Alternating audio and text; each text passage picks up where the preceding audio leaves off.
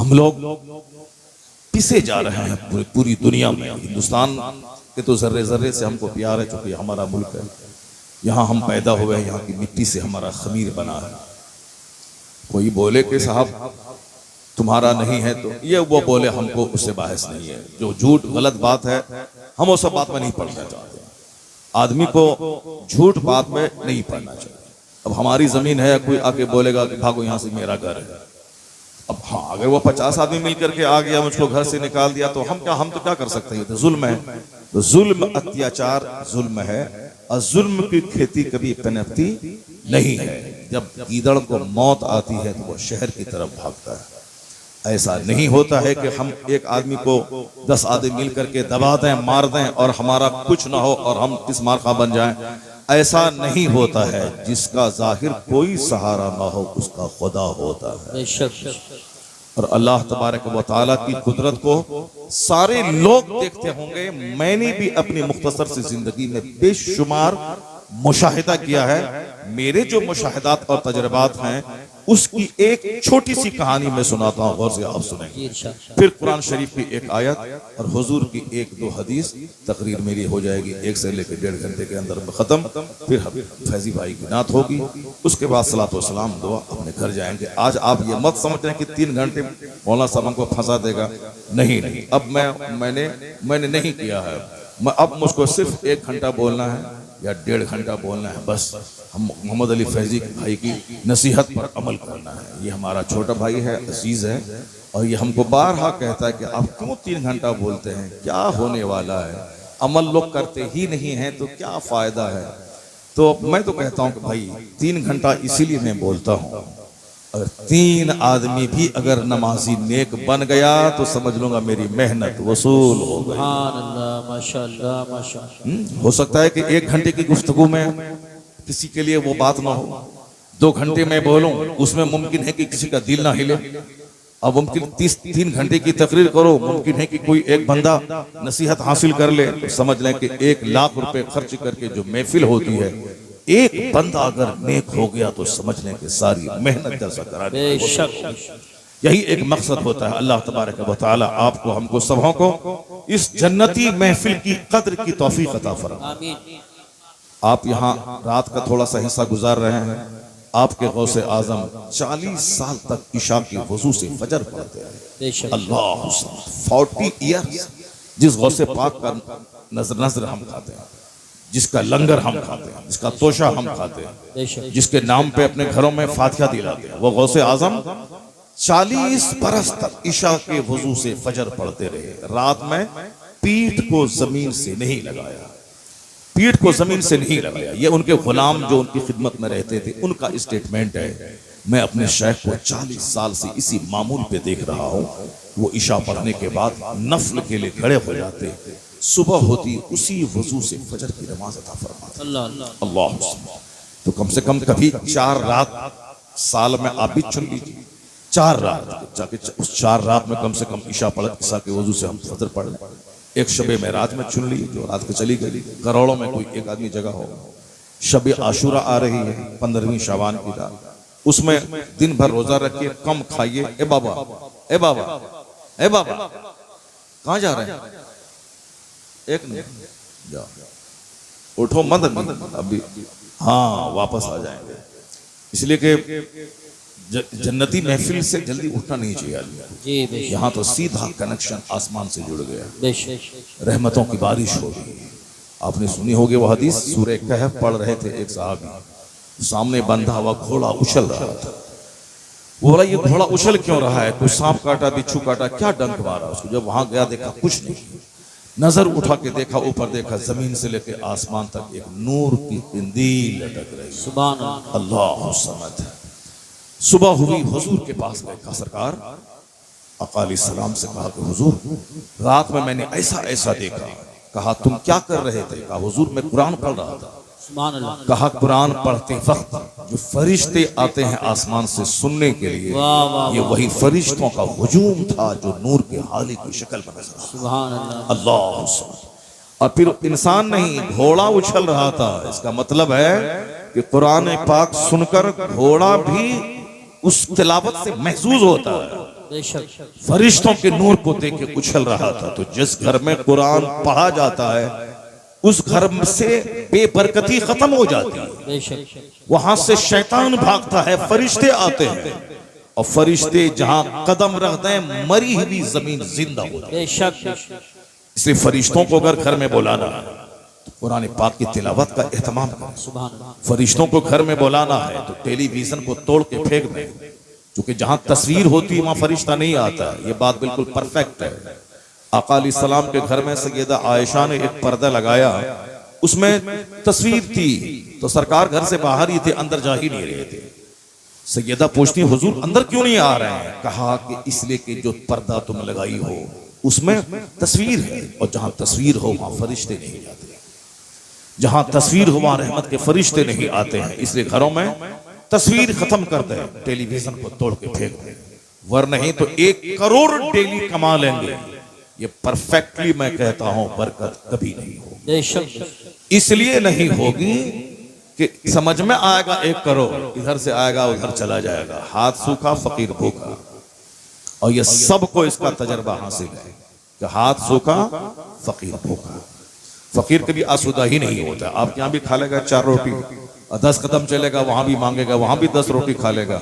जहां हाथ पोछा फिर फकीर भूखा होगा, उसका पेट ही नहीं भरता उसका फकीर का। उसी तरह से 1 करोड़ कमा लेंगे, अगर अल्लाह बरकत छीन ले तो वही हाल होगा, कभी आसूदगी नहीं आएगी, इधर से आएगा उधर चला जाएगा। ये सब का यही रोना है। अमेरिका से लेके बेंगलोर तक सारे लोग वही रोते हैं। मैंने दुबई में देखा, वहां भी अक्सर लोग दुबई, हम लोग दुबई घूमना चाहते हैं, वहां के लोग मुसीबतों की पोटली लेके आलिमों के पास आ जाते हैं, हुजूर बरकत नहीं है, हुजूर ये प्रॉब्लम है, हुजूर ये प्रॉब्लम है। और जो दुआ ताबीज करने वाला है वो मालामाल है। जाहिर सी बात है, 5 घंटे हदीस तो उसको मिलते हैं 30,000 रुपए महीना, 15,000 रुपए, और वह एक दिन में 50,000 कमाता है। क्यों कमाता है? क्या हुआ? नारे रिसालत, नारे गौसियत, मसलकी आला हजरत उस्ताजुल मोहतरम हुजूर मुफ्ती आजम संभल, मुफ्ती आजम हजरत अल्लामा मुफ्ती अलाउद्दीन साहिब क़िबला, हजरत अल्लामा मुफ्ती अलाउद्दीन साहिब क़िबला, हुजूर मुफ्ती आजम संभल, उलमाए अहले सुन्नत, जमालुल औलिया कॉन्फ्रेंस, उलमाए अहले सुन्नत, नारे सुभान सुभान रिसालत, नारे गौसियत, मसलके आला हजरत। आजकल लोग 60 साल 50 साल में बस जाने लगते हैं, लेकिन 80 साल से जायद की उम्र हो गई मुफ्ती आजम संभल की, और आज भी जलसे में आ रहे हैं। सुभान अल्लाह, मोर देन 80 ईयर्स, 80 साल से ज्यादा उम्र है। हुजूर मुफ्ती आजम संभल हजरत अल्लामा कारी अलाउद्दीन साहब मददसिल्लुल आली की मोर देन 80 ईयर्स, 80 साल से ज्यादा, मगर देखें अभी भी जलसे में आ रहे हैं और अभी भी खिताब करते हैं, तंदुरुस्त रहते हैं। क्यों? जो बचपन से कुरान पढ़ेगा और पढ़ाएगा, 90 साल की उम्र में भी उनकी अक्ल सलामत रहेगी, होशो हवास सलामत। सुभान अल्लाह, माशाअल्लाह। वो दूसरे लोग हैं जो जिंदगी भर झूठ बोलते हैं, गीबत करते हैं, वो 60 साल के बाद ही वो मफलूज हो जाते हैं। बोलना क्या है, वो बोलते क्या है, वो हर स्टेशन उनका बिगड़ जाता है, उनकी गाड़ी स्टेशन से अलग हो जाती है। सारे लोगों को तजुर्बा इसका हासिल है। अल्लाह तबारक व तआला हजरत को और लंबी उम्र अता फरमाए, सेहत और तंदुरुस्ती के साथ। मरना तो है ही, चाहे आज मरे चाहे 100 साल के बाद मरे, मरना तो है ही, मगर थोड़ा जिंदगी का और मजा लेके मरे, इबादत करके मरे, सजदा करके मरे, मदरसा चला के मरे। मैंने कहा भी अभी 2-4 महीने से मैं यही पूरे इंडिया में कह रहा हूँ, तो मरना तो है ही सबों को। तुम भी मरोगे, मैं भी मरूंगा, सब सारे लोग मरेंगे। जो सीना तान के दिल्ली में बैठे हैं वो भी मरेंगे, सारे लोग मरेंगे। अलबत्ता बेहतर है वह मौत जो अल्लाह अल्लाह करते हुए आ जाए। नाच गाने की महफिल में नाच के मरना ये भी मौत ही है। शराब की भट्टी में शराब पीते पीते मरना ये भी एक मौत ही है। हॉस्पिटल में एड़ी रगड़ के ऑक्सीजन पे मरना वो भी मौत ही है।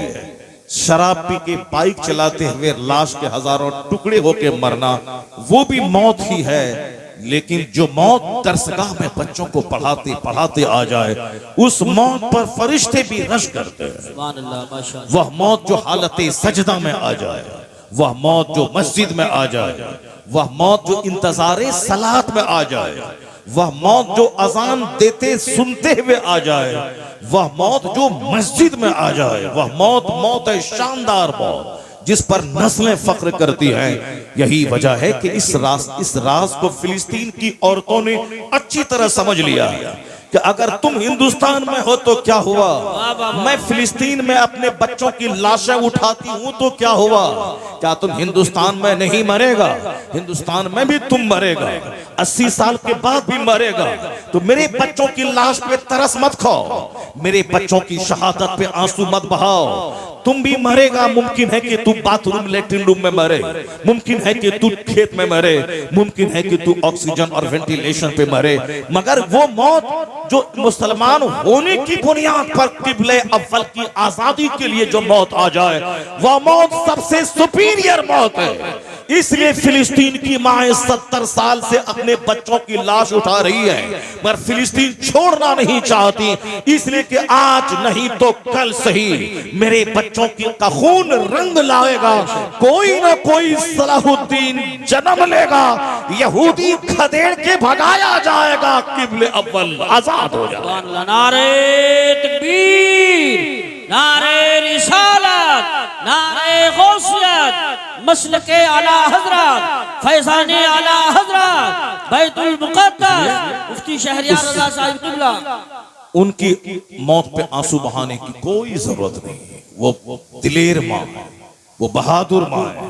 70 साल से बम गिर रहे हैं, बच्चे शहीद हो रहे हैं, मगर जबान पे शिकवा नहीं। आपने देखा होगा एक बच्चे की लाश को लेकर एक शख्स कह रहा, इलाही तू इसे कबूल फरमा ले।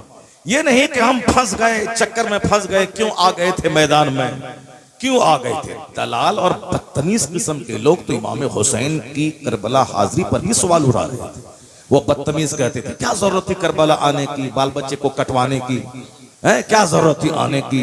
अब्दुल्ला इब्ने अब्बास वहां हैं, अबू सईद खुदरी वहां मौजूद हैं, ये जलीलुल कद्र साहबी मक्के में है, मदीने में है। इस नौजवान को आने की क्या जरूरत थी, जो वक्त का बादशाह है, उस बादशाह की किससे बगावत करने का अंजाम तो यही है, कत्ल है। उस वक्त भी ऐसे दलाल किस्म के लोग मौजूद थे जो कहते थे आने की क्या जरूरत थी। लेकिन आज भी ऐसे दलाल मौजूद हैं। अगर कोई हक बोले, तकलीफ में पड़ जाए, तो लोग कहता है क्या जरूरत थी बोलने की, क्या जरूरत थी ऐसा करने की, क्या जरूरत थी ऐसा करने की। अगर यही बात इमाम हुसैन अगर समझ लेते कि क्या जरूरत थी मदीना छोड़ के करबला जाने की, यहाँ सारे लोग हाथ पांव चूम ही रहे हैं, आराम से मैं मस्जिद नबी में नमाज पढ़ा ही रहा हूँ, आराम से खाऊंगा पीऊंगा, मैं यजीद की बैत कर लूंगा, वो हर महीने 2 लाख रुपए 2 लाख चांदी का सिक्का देगा हमको, आराम से खाएंगे पिएंगे, मर जाएंगे, माँ फातिमा के पाँव में दफन हो जाएंगे, दुनिया में भी आराम, मरने के बाद जन्नती नौजवान का सरदार तो है ही, जन्नत के मालिक मुस्तफ़ा ने तो कह ही दिया है कि ये हमारे हसन हुसैन जन्नती नौजवान के सरदार हैं। अगर ये सोच लेते बाकी कोई फर्क नहीं पड़ता, आराम से इज्जत से रहते। 55 साल 5 महीना 5 दिन यानी 4-5 इस दिन आपकी शहादत हुई, तो उस वक्त और वो मदीने ही में रहते तो भी उतने ही उसी टाइम में वो मरते, उतनी ही उससे उम्र एक लम्हा ज्यादा नहीं होती, मरते आराम से खाते पीते बकी में दफन, और जन्नती नौजवान के सरदार तो होते चूंकि जन्नत के मालिक मुस्तफ़ा ने कह ही दिया है। लेकिन ये नहीं होता। आज हुसैन के नाम से इमाम नहीं लगता, हर मेंबर पे हुसैन, हर मजलिस में हुसैन, हर महफिल में हुसैन, हर दरसगाह में हुसैन।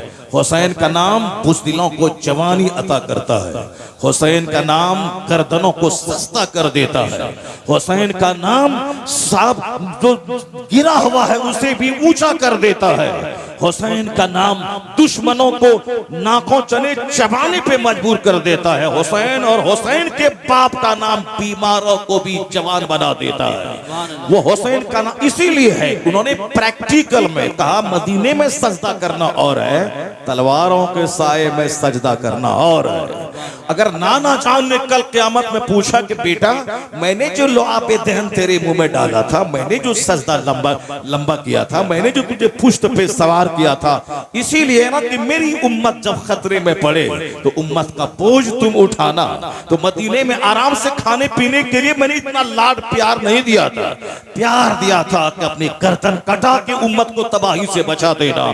तो हुसैन करबला गए, दुनिया वालों को बता दिया कि हंसते मुस्कुराते हुए हमेशा सारा काम नहीं होता है, बल्कि कभी कभी गर्दने कटा के इस्लाम का काम होता है। तो नाना ने जो चमन लगाया था उस चमन को अब उनके नवासे की खून की जरूरत थी, इसलिए हुसैन तन्हा नहीं अपने बच्चों के साथ करबला गए, बच्चों को भी कटवाया और खुद कट गए।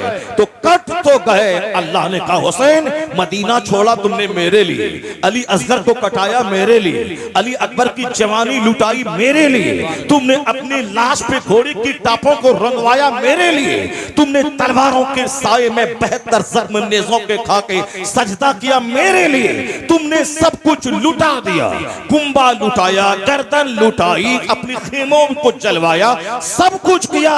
अब तेरा नाम नहीं लुटेगा जब तक इस्लाम रहेगा, तेरी अजमत का डंका बजता रहेगा। नारे तकबीर, नारे रिसालत, नारे गौसियत, मसलके आला हजरत फैजानी शोहदाए करबला, जश्न दस्तार।